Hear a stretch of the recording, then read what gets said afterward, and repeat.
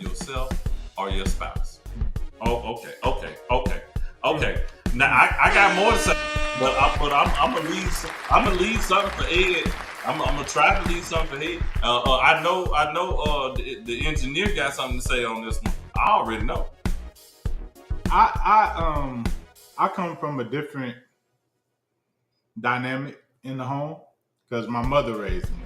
My father wasn't there, so I don't know what it feels like to have both parents or whatever. But I was watching this movie. I can't even remember the name of the movie. And in the movie, the woman was pregnant, and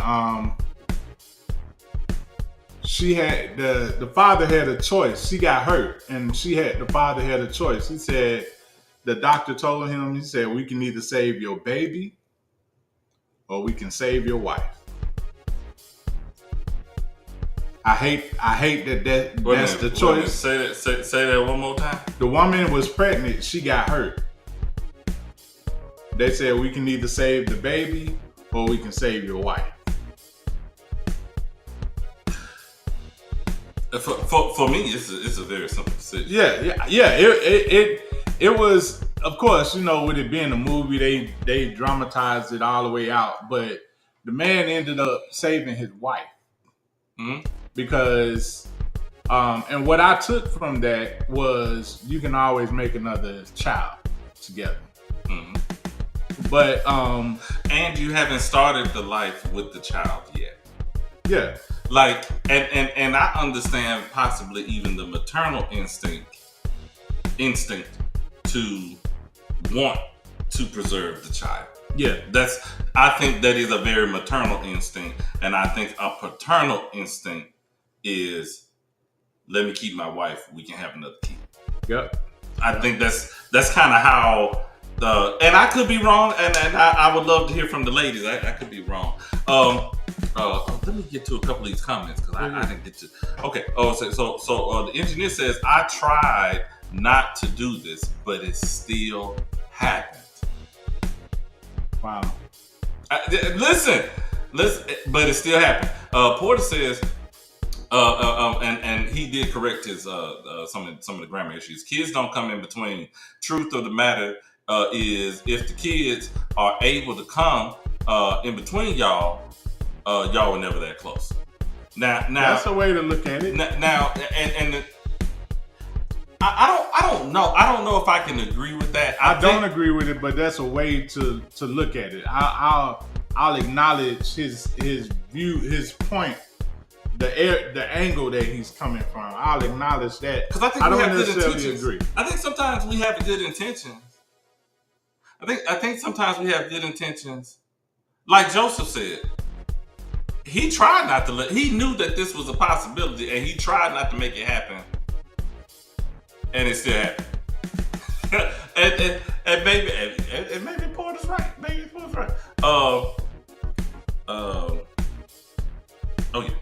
yeah. Let me just make sure. Okay. Yeah, we good. So then, Porter says, if they do, y'all weren't as close as y'all thought. A mother is not choosing a baby over her own life. That's not true. I don't think that's true, because a mother in a case like that, a mother may feel like, hey, I've lived my life. Let me bring my baby into the world so that they can live their life. I think I was watching 911 with Angela Bassett when I saw that scenario. It's coming to me now. I can see the scenario in my head. All these fictional. Yes.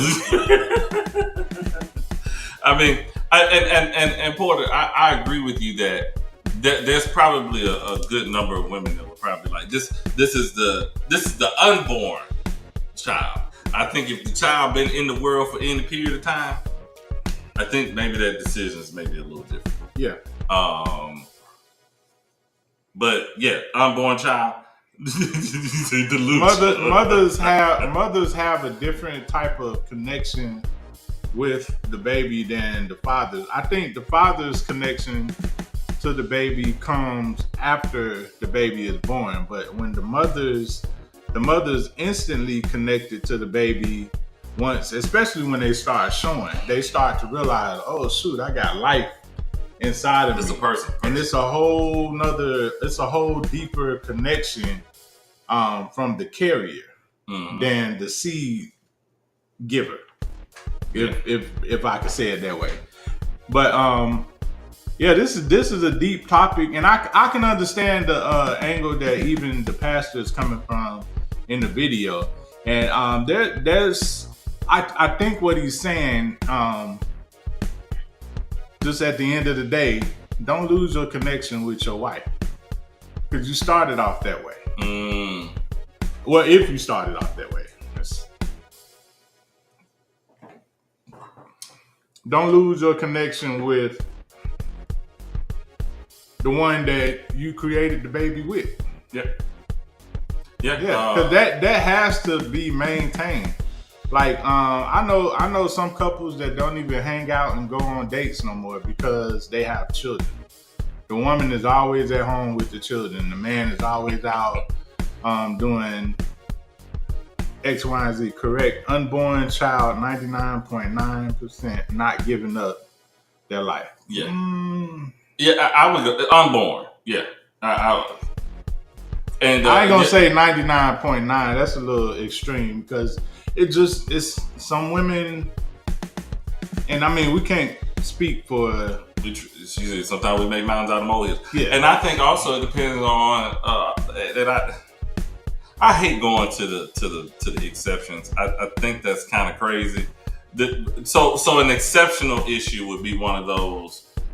She was told that she couldn't have children. She had a hard time getting pregnant. She finally got pregnant, and here it is. It's a choice between her having a child. Like that would be. But I don't like going even to the extremes. I think that's silly because you talking about what side of the bed y'all sleep on. No. Oh boy. Joseph says the engineer sent the scriptures. Let's see. Ephesians 5:25. Let's see. Ephesians 5:25 says, "Husband, love your wives, even as Christ also loved the church and gave himself for it, that he might sanctify and cleanse it with the washing of water by the word." Listen, so yeah.